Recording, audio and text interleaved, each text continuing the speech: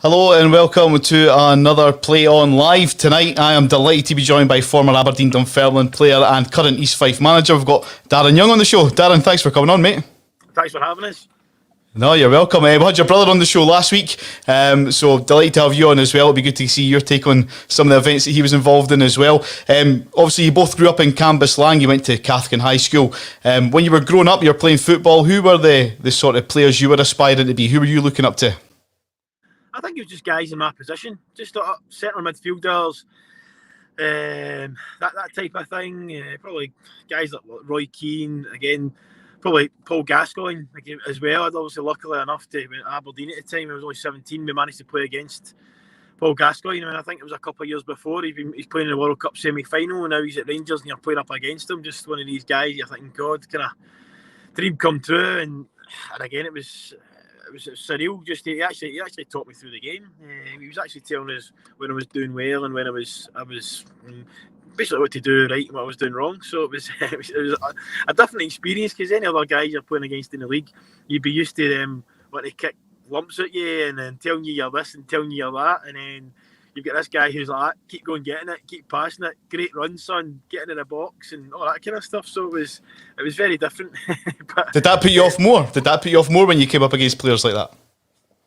It was only really him, to be honest. There wasn't any, I can't really say there's any other guys that were of that out that would turn around and do that. They were good enough that they were telling you how well you played, but at the same time, you still get the ball, stick it through your legs and run on the other side.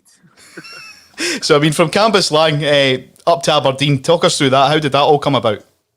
It probably started when I was about 10 year old, 10, 11 year old. Me and Derek had started training with Aberdeen, and it was kind of getting to that age where clubs were starting to take an interest. Trained with Rangers, trained with Hearts, and Aberdeen as well, obviously. And it came down to the kind of crunch when you're kind of 13, 14 to sign an S form. And we were going up and down to Aberdeen since we were 10 year old. Every Easter break, every summer break, and it was the October break. You would go up for a week.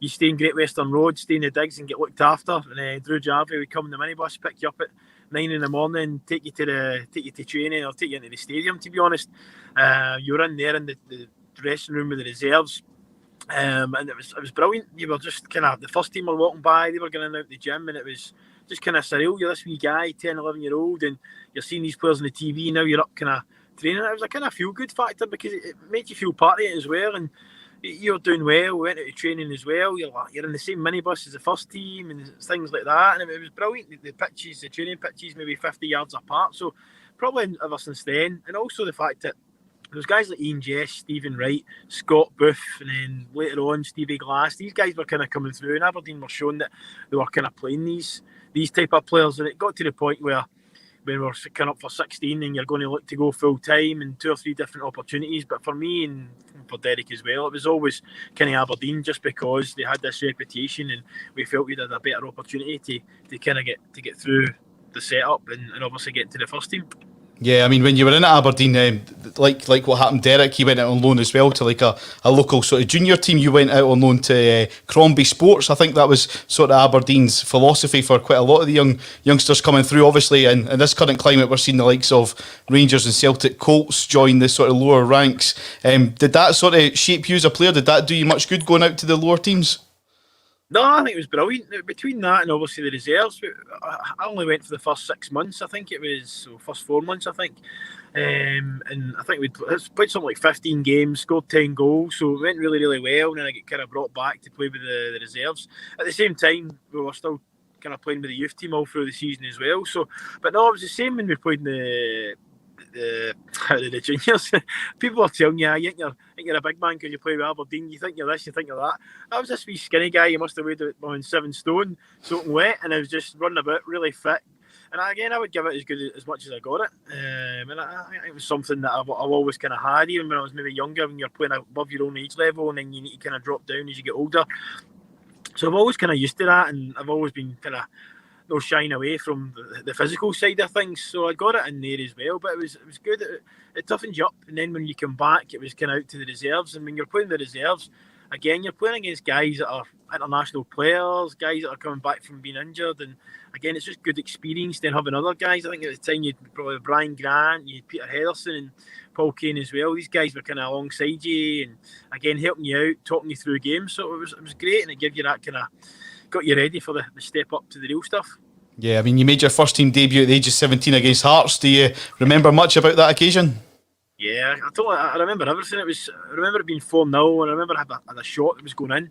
It went off Billy Dodge's bum and went wide. So again, that was a big target. So there's no chance of getting by that. But no, it was great. It was a great time, and again, that full season was kind of brilliant. I'd managed to get myself in. They've been playing in the Highland League. The Highland League tour. There's usually always a tour with the reserves. And then I think there's a few guys struggling with injury, or they were kind of letting a few guys go. And just by chance, I got the opportunity, and I managed to kind of stay in the full season just about.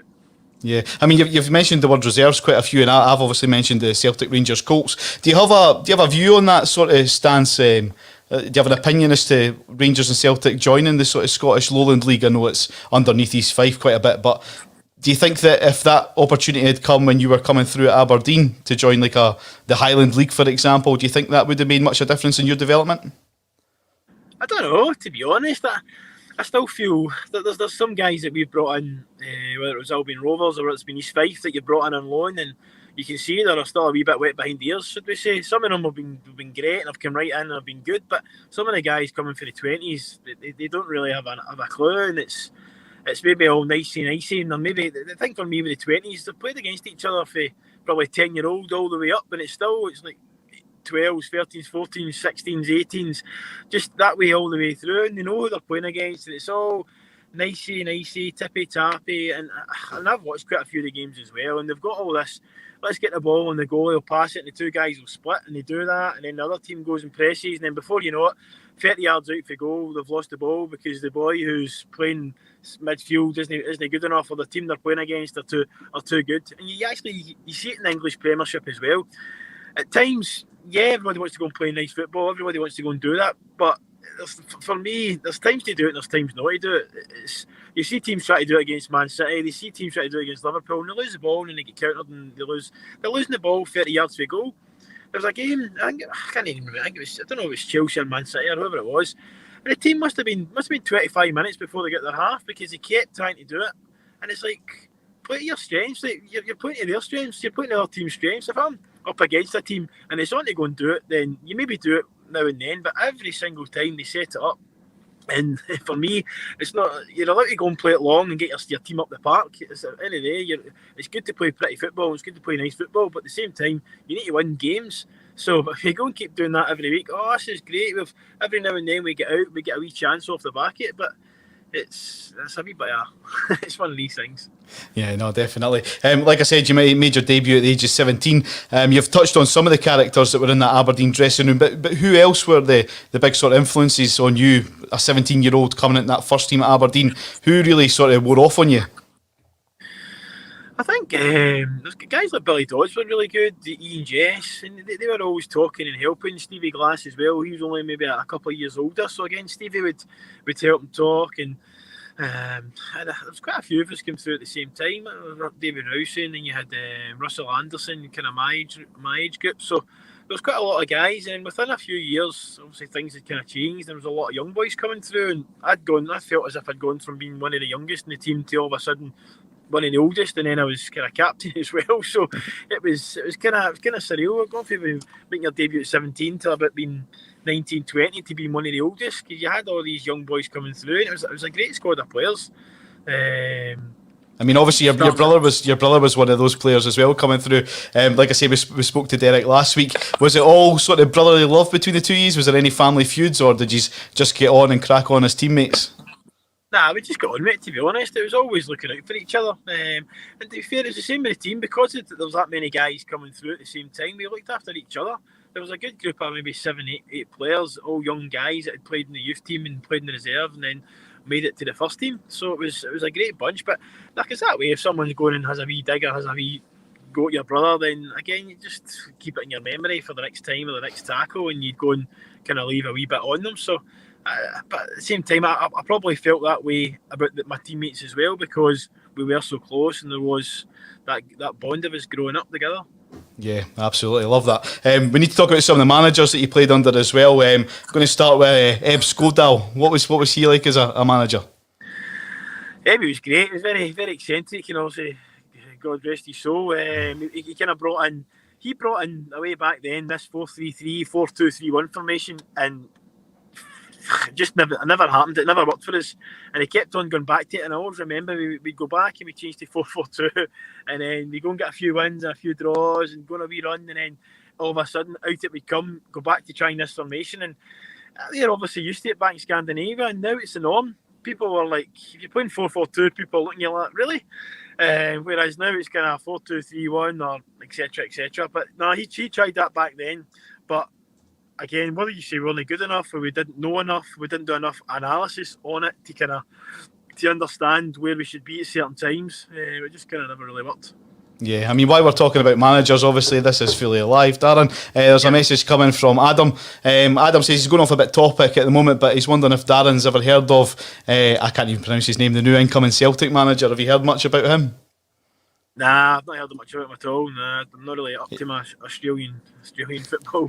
Do you think that's a bit of an out there appointment? Do you expect maybe a bigger name than Celtic appoint? Or See, for me, everybody should be given a chance. So it doesn't matter if it's a bigger name or a smaller name, should we say? Because at the same time, you've got the big names that have gone in. A perfect example, there's Jose Mourinho went into Spurs, rubbish, and gets his 30 million payoff, and then walks away, and that's it. But he's Jose Mourinho, so it is what it is. Whereas maybe a lesser name's coming into Celtic.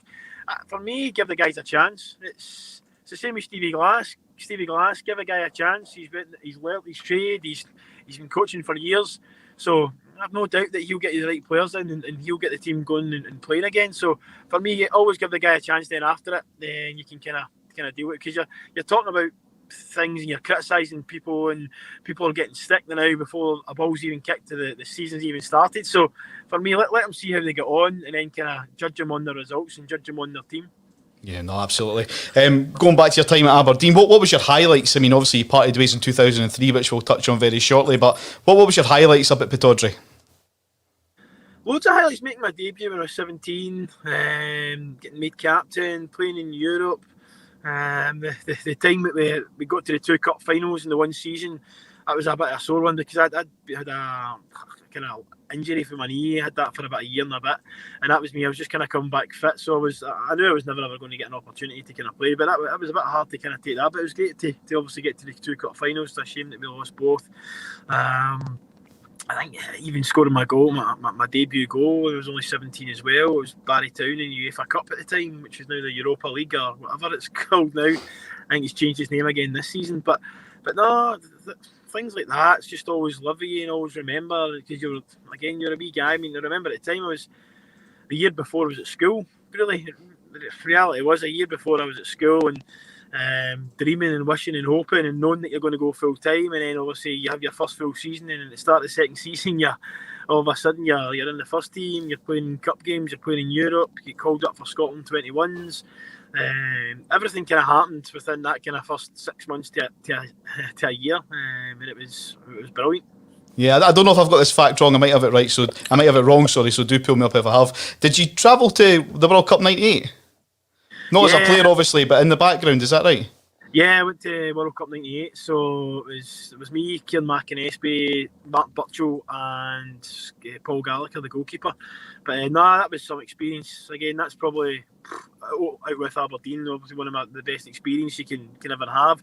We went to the World Cup, and it was basically as kitmen or kit boys, or what you want to call it, hamper boys, and we basically did everything the first team did. So we trained with the first team, we took part in the sessions. If guys are wanting help after training, we did that. We went and get the kit for the guys, just making sure it was all right. We got up early in the mornings. If anybody's needing anything, we were kind of there to help, but at the same time on the training pitch. So we were part of everything, the video analysis leading up to the Brazil game. On the bus going to the stadium was unbelievable. Just the fans lining the streets, sort of Scotland, red and white, and the blue, all along the side, and it was amazing. Going into the bus, went in under the tunnel, and just as we're coming out the bus and going onto the pitch to have a wee look, the Brazil players are coming out, And it was a time when mobiles and that weren't really a thing. So unless you had a bit of cash, you never had a mobile. And you've just got the Brazilians are just coming out, Ronaldo, Rivaldo, Ronaldinho, Cafu, Roberto Carlos. And it was just like, wow, this is unbelievable. And they're just going by nodding to the players and stuff. And I think John Collins, I think he maybe played with one of them at Monaco or something at the time. So he was talking away to them. But it was a surreal experience. And then to actually be there in the opening game. The next couple of games as well, so I might have never made it as a player, but at least I get there as a hamper boy. Does that sort of thing still happen, do you know, like in the Scotland setup? Do you think there'll be hamper boys going to the Euros this year, or? I think so.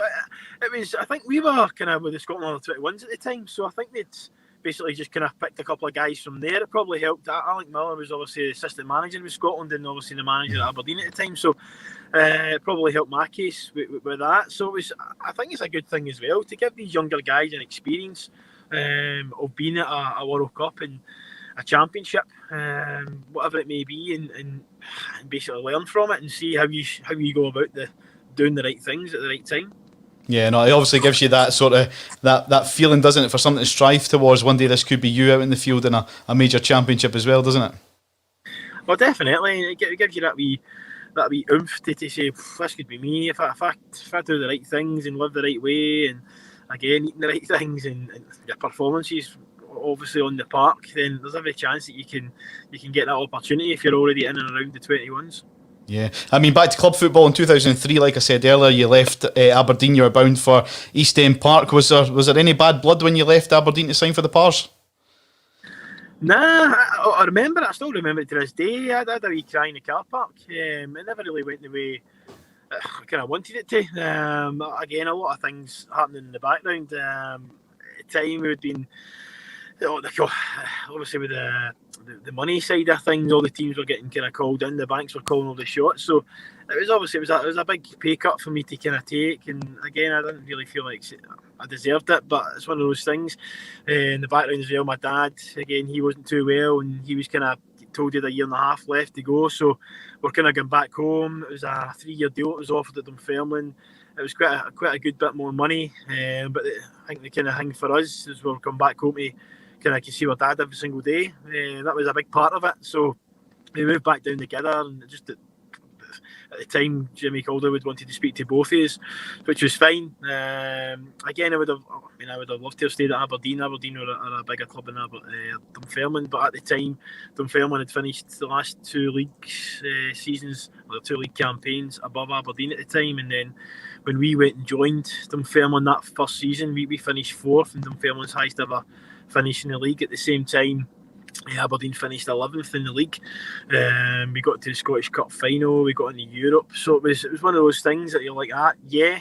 Then obviously Jimmy decided he was going up to Aberdeen and left, and then Aberdeen finished 4th and we finished about 10th, I think it was. So yeah. I think it kind of showed you how good a manager Jimmy was, and how he got the best out of the players that he worked with. Yeah, I mean, what was he like as a gaffer? Was he? I mean, everybody I've spoke to, like other football players that I've interviewed that have played under Jimmy as well, will just say the two Jimmys, him and Jimmy Nicholl, just unbelievable.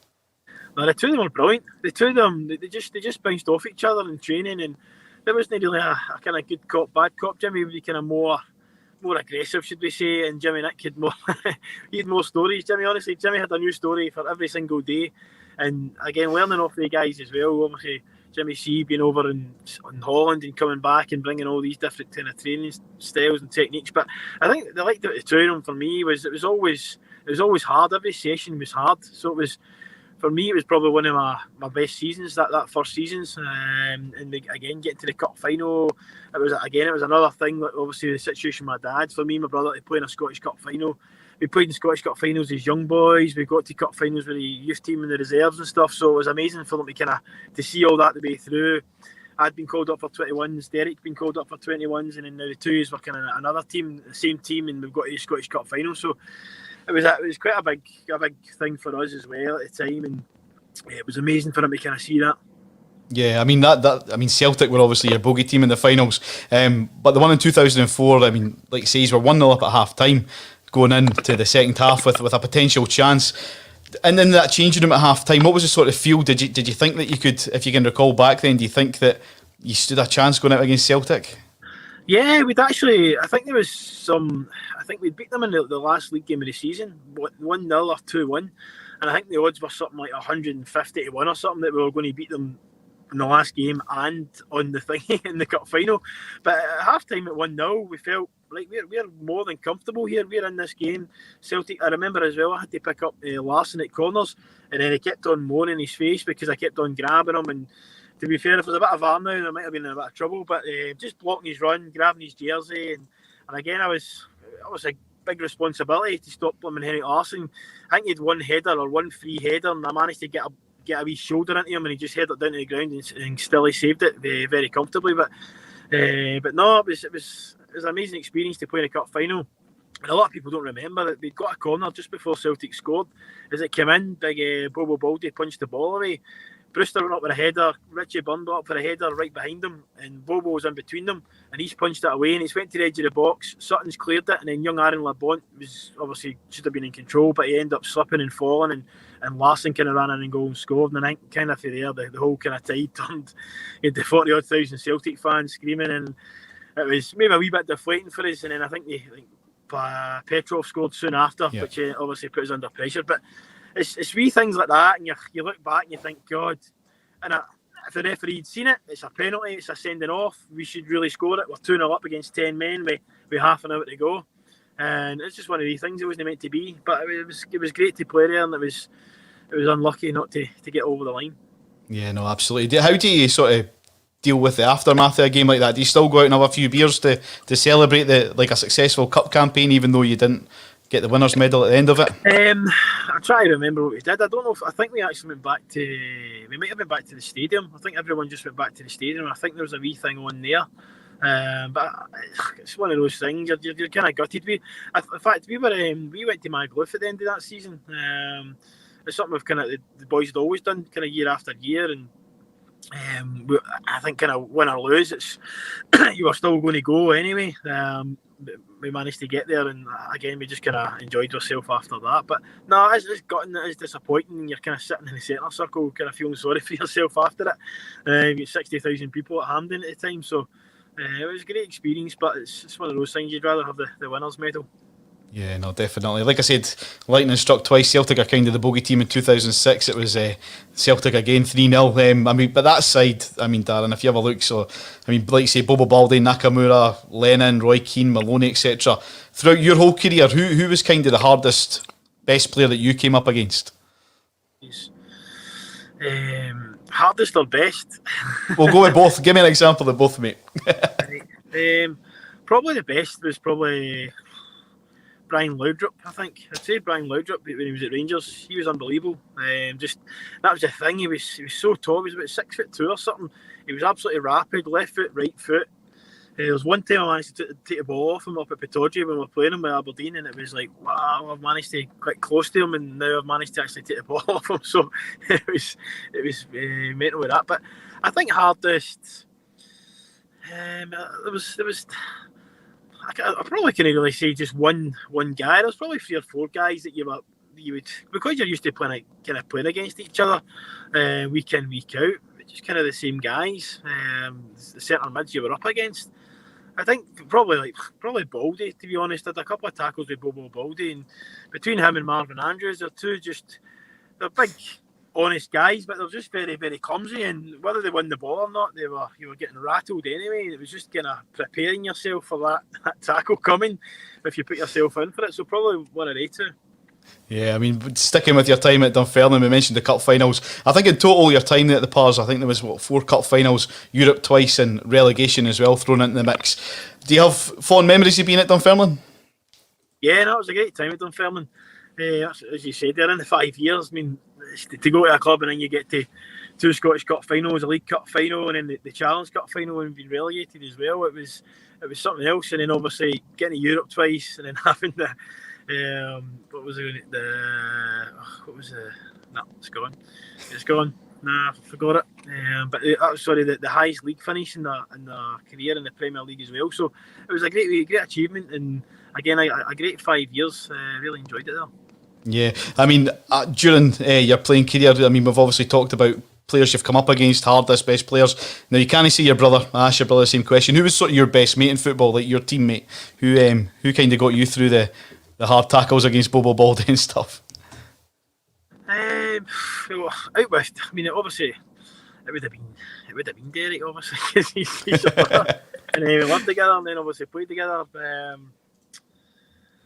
I don't know really. I felt I kind of got on with everybody. There's not. I can't really pinpoint. Even like when we moved back down to Dunfermline. Like we moved to Cumbernauld and we stayed like 5 doors apart. So it was. I can't really see anybody else, to be honest. It was just maybe the guys you played with. To be fair, I think Derek said exactly the same, to be honest, mate. So I can't even argue.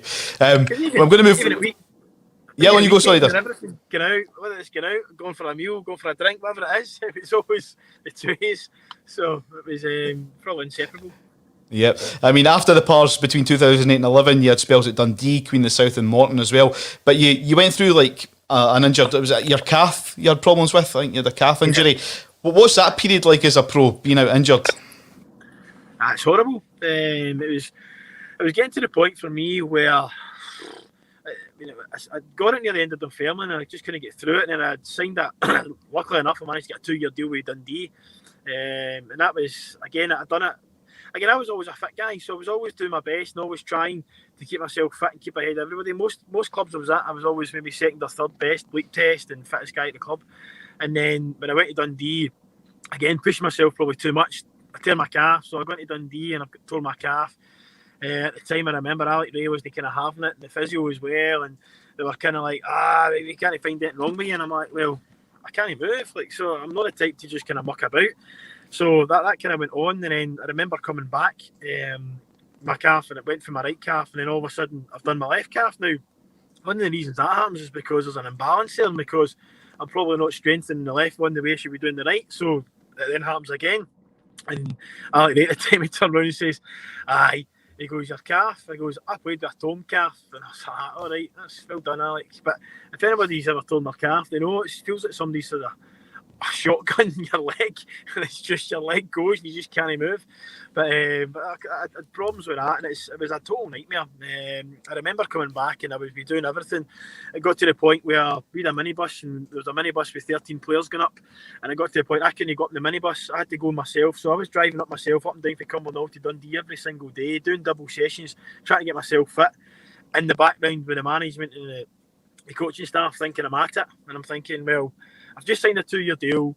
I'm not getting any win bonuses. I'm not getting any appearance money. You've now signed another centre. I think you ended up signing Colin Cameron. You've signed another midfielder in my place. What is the benefit of me kidding on and having to drive up myself every single day to do a double session? Because I'd literally be getting up there early, doing my stuff in the gym. The boys would be out training, come back, get a bit of lunch together. They'd go away home in the minibus, and then I'd go back out again myself for the physio. So there was no point in me supposedly making this up. So that was it. I was struggling with that. Then obviously the 2-year deal. After that, I'd got it was a wee sort of trial period with Queen of the South. That kind of fell flat in his face because 5 minutes into the game, my calf went again. Then I managed to see another physio. A couple of guys helped me through it. Went to Morton, and then again I managed to Murray signed me at Morton. I managed to get through that, and then I remember again at the time I was just hobbling trying to get through it. Come up for Christmas, signed me a deal at Christmas, and then I felt it again, but I was meant to be signing a deal that week, so I basically done as best I can in training, and then signed the deal a couple of days later, and then I knew that the next game my calf was going to go again, and it did. So I mean, I felt kind of bad, but at the time I was in a position where no other income, no other kind of job, if you know what I mean. What am I going to do? I'm kind of, I hadn't done any of my badges. You're just in a position where, what do I do here if I'm going to quit the game? After that, I was when I decided that maybe it's better to go kind of part-time. Paul Hartley had phoned me to go to Alloa, and I gave him the full breakdown. And I said to him, I goes, look, I'm struggling with my calves. He says, look, obviously the less stress on your body, you're only maybe training twice a week, and I am, the physio will help you. And again, I was very sceptical because nobody else could. I mean, I drove away down to Ayrshire, driving away up to Perth. I was seeing guys about back specialists, getting this crack, getting that crack, recce. the thing they kind of do where they kind of hold the hands over you and everything to try and get through it. And I remember got to the point where I was sitting in my bedroom, and again, I was close to tears because you're in that position, you're like, I'm finished here. I think I was only about 30, 31 at the time. I goes, I'm finished. And I used to put my calf in the back at the end of the bed, and I used to get baby oil, and I was just rubbing my calf because I thought it was like scar tissue, and I thought if I keep doing this, I used to do it every day, just when I come back for training, and you're doing it, you're putting yourself in a lot of pain just to try and play football. And a lot of people don't see that side and just think, oh, that's what he turns up on a Saturday and they see this and they see that. But I was trying everything I could to possibly do that. Ice baths, going and doing everything. But when I went to part-time, Niam managed to help me. And again, just with the way he treated it and different things. I trained a bit of the session on the Tuesday. I trained a full session on a Thursday, and then I was fine by a Saturday. And it took me a good sort of 4 months of doing that to get right. And again, I'm taking stick, but again, I've kind of been there and done it. So the boys are like, oh, there's a skip, he's only trains on a Thursday and stuff like that. So the usual kind of stick you get for guys. But it's just one of those things, you just got to take it in the chin. And then near the end of the season, probably halfway through the season, I was able to kind of train Tuesday, Thursday. But I've got the same situation with some guys now that they're okay now, but at the time they were in my same position where a certain injury was kind of flaring up, and because they were doing too much, it was too much stress on the body. They would then find if they trained Tuesday, Thursday, they would struggle to play on the Saturday. So we just scaled it back. I told them to go and do it X, Y, Z on the Tuesday, come in the full session on the Thursday, so that their body's not getting battered, and then by the time Saturday comes, you get their best performance out of them. Yeah, because I mean, when you went in at Alloa, like you say, you were part time at the time, but you were made captain. You made over 70 appearances. Did playing part time, you think, obviously help with that injury? I take it, yeah. Yeah, there's no way I could have went full time. That was me kind of finished. And to be fair, I remember I'd done the full pre-season again, and this had happened for about 3 seasons in a row. I'd done the full pre-season, and then after the first game, my calf would go again. And at the time, I remember I said to Niam, I was sitting in the change room with Niam, I goes, that's me, I'm finished, Niam. And he's look, it's fine, we'll get you through it. And I'm like, I says, nah, I don't think so. And I went away that night, and I was, again, close to tears, thinking, this is it, man, this is I'm nearly finished here. And again, he managed to get me through it, and he was brilliant. I ended up playing 3 full seasons, and the time there was brilliant. We won the league first season, and then we get to the finish second, beat Dunfermline in the playoffs, won the whole team, so that was quite funny. And then we go to the championship, and the last kick of the ball on the last day, we actually stayed up, and it was unbelievable. We were playing Falkirk away. I think we get beat 1-0. Cowdenbeath were playing Queen of the South, my brother's team. And I remember Barry Smith, everybody coming in, and it was the fans were like, they were clapping us. Obviously, we'd done well, but we're in the playoffs. We weren't relegated straight down. We still had a chance. And then just as we come in, Alex Smith comes in and says, well done, guys, congratulations. And we're kind of like, congratulations, you've just put us into the playoffs here. And then next minute, Bainey came in, the goalie, and then Big Ben came in and says, Queen of the South have scored. And at the time, my brother was playing for Queens, and somebody says it was Derek Young scored. And I was like, what? So next minute, the whole changing rooms are erupted. So Barry Smith sitting there giving a team talk saying, right, guys, we need to prepare. We're in on Tuesday, we've got the playoffs. And then within about 30 seconds, we were arranging to go to Magaluf on the Saturday.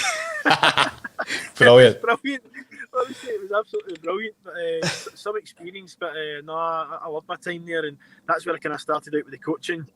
In the community, because I was going there from full-time to part-time, but I was doing the community side of things, and I managed to obviously start getting my badges, my B licence and A licence and stuff. And a couple of times I took a couple of reserve games, and then one of the games Paul Hartley had been suspended. It was I think it was Arbroath, up at Arbroath, and Paul Hartley was suspended for being sent off, and Paddy Conley's, I think his mum or dad had passed away, so he was in Ireland.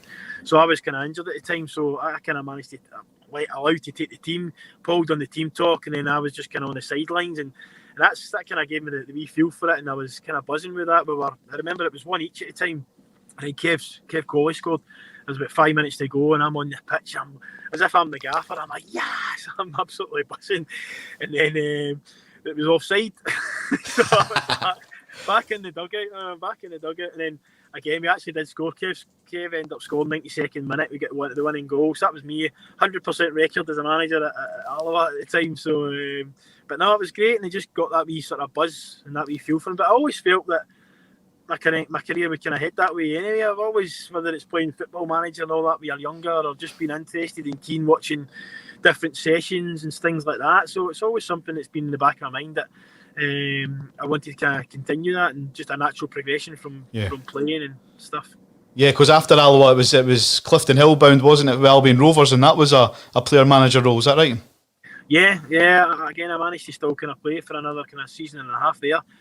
First season we played, and obviously we won the league, and again it was tremendous. Another experience. I managed to, when I was going in at the time, I knew I would still be playing, and I wanted to have kind of somebody with more experience. So Sandy Clark at the time was kind of available, and spoke to him. He spoke to the board and stuff, and they were kind of happy. And again, we went in there was maybe 16, 17 players already signed up. So there was a few after pre-season that we felt like these guys maybe not kind of make the cut. And again, we were just honest with players. It's something for me that I've just done moving forward with kind of any team I've been at. Just be honest. If the guy's getting left out, I'll tell them why they're getting left out. I don't expect them to accept it. I expect them to accept it, but I don't expect them to be happy with it. You get a lot of guys, but I think obviously they realise, again, because I'm being honest, and you're saying you're kind of, whether it's been tactics, whether they've been poor form-wise, again, there's no point in beating about the bush. There's been certain times where guys are just, well, nah, I don't believe it, and I'm like, well, I don't know, it's up to you whether you believe it or not. I'm telling you why. We had a game against, it was my first season, second season with East Fife, and we were playing Forfar away at the time, and we'd gone 5 games in a row. We'd won 5 games in a row, and it was the 2 strikers up top, and it was Kevin Smith and Rory Curry. They were coming in, and it was Johnny Court and Big Anton Dowd. So the 2 of them were either scoring and assisting, and then after about maybe 60, 70 minutes, Kevin and Rory would come on and either score and assist, and it worked brilliant. And I just had a wee feeling with going with the other 2. So Tony at the time, assistant manager, and that's like, I don't know. And I'm like, look, I just feel it's right to change it. Just obviously get told, go your gut instinct. So went with the change, pulled the 2 of them over, and Corty's joking and laughing, and goes, Corty, Anton, come here a second. And they're like, what's up, Gaffer? And I goes, right, we're going to put you in the bench today. You're not going to start. And he's like, hi, good team, Gaffer. It's like, what's up? No, seriously. He goes, no, we're going to put you in the bench today. You've played the 5 games in a row. You've been brilliant. And they're like, oh, God. So needless to say, Kev goes on. I think Kev scored 1.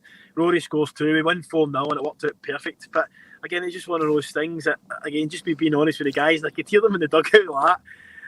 Courtney's shouting to Anton. He goes, Anton, that's us for next week. But it's just one of those things. It's just at the time you'll have wee inclinations and when it maybe rest guys or where it's best to chop and change. And with our teams, or with the teams I've had, most of the time you probably find there'll be about 8, 9, 10 guys that will kind of play week in, week out. If they're winning and playing well, then we don't really tend to change, and maybe be 1 or 2 guys changing. But for me, that's kind of the way it worked well for me as a player. The teams I was in, it worked well for me as a manager when I was at Albion Rovers, and just kind of taking that on to East Fife as well. Yeah, because when you went in at Albion, obviously you did well in your first season, you and Sandy. You won the League 2 Championship. How did you find making that move from being a player into being a manager, or did the fact that you were a player manager, did that maybe help the transition? Yeah, it helped massively, and it helped me, obviously, I'm saying, me having somebody like Sandy, because I was still obviously getting used to the coaching side of things. I was still kind of learning, should we say. I knew what I was doing and stuff. I knew how I wanted to play, but obviously when it came down to taking sessions, Sandy would maybe take most of them. I would take part and kind of step out. Obviously, because I was still a player, you kind of needing that experience at the side. Again, everything was fine. Me and Sandy spoke about certain circumstances or anything that would pop up in the game. And again, Sandy kind of spoke for the side. I kind of spoke for the middle of the park. So half time we would talk, depending on the way the game's going, whether we're going to make subs, etc., or what formations, if we win or we score a couple, if we're losing. So we kind of knew we were on the same page. So it was great to have that experience to kind of learn from. And again, it's something that I've kind of just brought in as I gradually kind of get too slower, and the legs couldn't kind of carry me anymore. So it was a kind of then it was an easier transition for me going for that into kind of managing. Yeah, I mean, after your success at Albion Rovers in 2017, you parted ways with them and joined East Fife, where you remain till this day. You've just signed a two-year deal last month, is that right? Yeah, just a new 2-year deal. It was something that was always kind of going to happen, to be honest. We were just kind of want to try and get the season over the line after a bit of a shambles that it was. But the COVID, the 2 interruptions, and again, probably disappointed. Well, massively disappointed that we never managed to kind of get that top 5 to be kind of pushing for the playoffs. And again, that was the closest we'd been, East Fife as a club anyway, for a long time, missing out in the goal difference. So it was a sore one, but there's a few things, obviously. I mean, a lot of teams in the same position. I think it was us and Clyde or us and Dumbarton that kind of had to play that kind of Saturday, Tuesday, Thursday, Saturday, Tuesday, Thursday, Saturday sort of game every 2 days. I think it was like 14 days. There was 7 games in 14 days or something like that. So I mean, it was ridiculous. We had to kind of chop and change, and again, to go right to the very end, again, you're playing against 3 other full-time teams in that position, and a lot of other teams that were kind of still it was hard to take, but it's something that gives us that wee thing to aim for, should we say. How are things shaping up for next season? Have you got guys on board that you're happy to have? Have you got everybody signed up, or is there still room for a few more to come in? Yeah, no, there's still room for a few more to come in. 1 or 2 probably. Looking at probably another centre half and another goalkeeper to come in and challenge Big Scott. We start back on Thursday, so hopefully the guys have been doing their pre-season. Hopefully they've been kind of looking after themselves. But no, it's another season. It's going to be another hard season with the teams coming up. You get Queen's Park coming up. You've got Alloa coming down. And again, with all the teams that are still there, there's no there's no easy games, and that was kind of shown last year where you had teams at the bottom of the league beating teams at the top. And again, year on year, the standards of the players are getting better, and I think you're finding a lot of guys now that are kind of dropping to part-time level because they feel that the kind of money that they can be getting part-time, coupled with whatever job they may have outside football, is a lot better than a kind of full-time wage at a certain championship team, should we say. You're probably guys are maybe getting double their wage by doing 2 jobs, by getting a job and then going part-time, because the money is kind of good, and there is a lot of teams kind of coming through and throwing a bit of money at it and trying to do the right things and trying to get their teams up through the divisions. Yeah, I want to talk about quite a key talking point that we talk about as well on this show, which is the artificial playing surface. Obviously, New Bayview does have is it a 4G park, 3G, 4G, 5G, whatever they call it these days? I don't know. Put you on the spot with that one, mate. I think it's a 4G, but ours is actually pretty decent compared to some of them, to be honest. It's only, I think it's like 3 years old or something, 3.5 years old. Do you have an opinion on it? Do you think it's beneficial for sides to have artificial parks, or do you like it or do you dislike it? That's basically my question, Darren. I probably get used to playing in it now, to be honest. When I was younger, playing in grass week in, week out, and then obviously making the step up. And when I played, there was no Astro pitches. But I think the pitches, I mean, even the first Dunfermline pitch was a shambles. It was like square bits that were all squashed together, and certain side tackles and certain tackles, the pitch would move, and you need to kick the pitch back in. So Astro pitches like that are obviously hopeless, but we've moved on a long way from then. I think from our point of view and from part-time teams, it works because you've got the community side of things. You've got a lot of kids, you've got a lot of community involvement and getting these guys and these kids kind of coming through the ranks. It was the same at Alloa, and it was great when I was doing the community at Alloa, and then you had that link going for the community to maybe an 18s to a 20s to then step up to the first team. So it's that wee kind of pathway. And I think with ourselves, we've managed to kind of bring back the under-20s and the youth team as well. Young Liam and young Josh McConville had come in last season. He'd been promoted up. Young Liam scored in his debut against Raith Rovers, so it was a bit of a dream debut for an East Fife boy, and then scoring his debut against Raith in a derby game. But no, that pathway's been kind of shown. We've maybe gave 7 or 8 players now their debut coming through, but it's for us, it's not kind of just good enough that we're giving these wee guys 15-20 minutes here and there. Liam's come in, he got a new contract halfway through the season because he was doing so well. We want these guys to be coming in and playing kind of week in, week out, and to have that pathway there and kind of showing that. It's again the way we've worked it and the way we've done it. It's going really well so far. Yeah, I mean, obviously, an easy question for me to ask you would be obviously how COVID's affected sort of your preparation and your sort of job at East Fife. But an aspect of COVID that I want to discuss with you is the game against Clyde. What kind of happened there? Can you clear up? Was there a late cancellation to that game with your game against Clyde? What happened that night? Well, basically, we'd come out for the kick-off, and then just as the boys were in the park, the referee came over and says, "Look, can we speak to you?" Yeah, spoke to us. Says that one of the Clyde boys had basically been tested positive 30 minutes before the game. I don't know why the reason his test came back at that point in time, but I think it was a test from the test for the week before was obviously kind of covering this, but then he'd been given another test for the next week going forward. So the test had come back half an hour before the game. So Clyde, obviously quite rightly, had spoke up and brought it up. What we'd found out was the player had in fact tested positive on the Saturday. So he had travelled up in one of the buses. Clyde had 2 buses going up to the game at Peterhead. So one of the, obviously half the team's in one bus. So the guy has been up, he's been on, come on as a sub. Been in the change room, mixed with the players, came back off, then came back down the bus with half the team, then came in the change room, done the warm-up, was out with the players, and then get the test. So quite clearly the guy's positive and the guy's mixing with everyone. They asked us the question, the referee says that are you want to play? The game can only go ahead if Clyde and yourselves agree to it. So that's basically one of the things that was said. Another thing when I asked the question was, is it safe?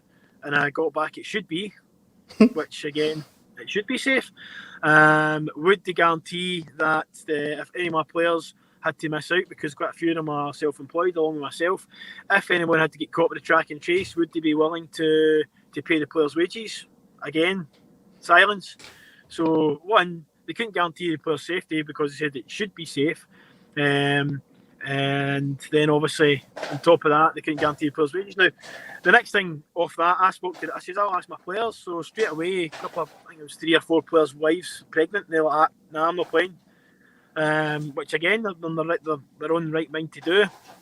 Went back to them, and again, we said that, but again, asking the question about the safety thing, the aspect, and that was, it came back and they says, nah. I said, well, look, our players not wanting to play.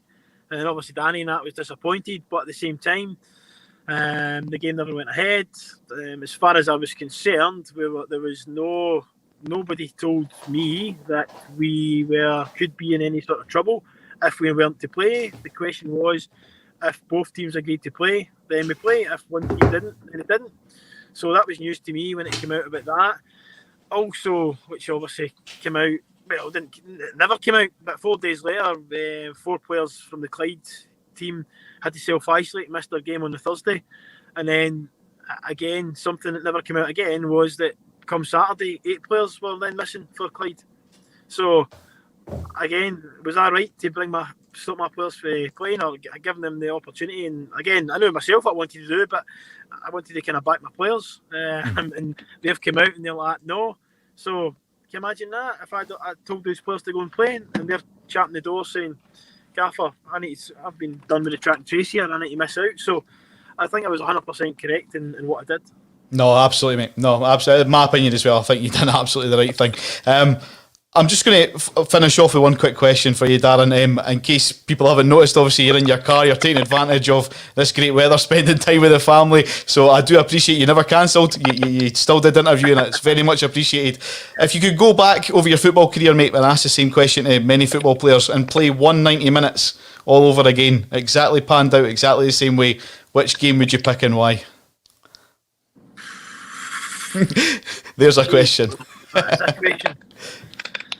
I think that the ones probably,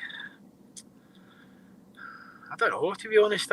Obviously the cup finals were good ones, but at the same time we lost, so I wouldn't want it to pan out that way again. I think probably, see when I scored my goal and my debut, my debut in Europe against Barry Town. I know it was Barry Town, but at the time there was, again, the feeling and the experience, and I think there was maybe only about 8,000, 10,000 fans there, but when I scored that goal, my God, nobody would stop me. And it was just, I remember I did this stupid celebration at the top of the head. So I was doing like a Ravanelli, and then I ran over to the side and I did a Klinsmann. And it was honestly the best feeling in the world. I was screaming louder than the fans, I think. It's just one of those moments that you just, as you're saying to them now, it's like to relive and recreate that. And then we won 3-1. I set one up as well. I put a corner in and we scored off the corner. So I got a kind of goal and an assist. And in your debut in Europe, and you're only 17. So that was probably it for me, to be honest. Brilliant. No, it's been an absolute pleasure, Darren. I'll let you get back to family time. I wish East Fife all the best for next season. Ladies and gentlemen, Darren Young. Cheers. Thanks.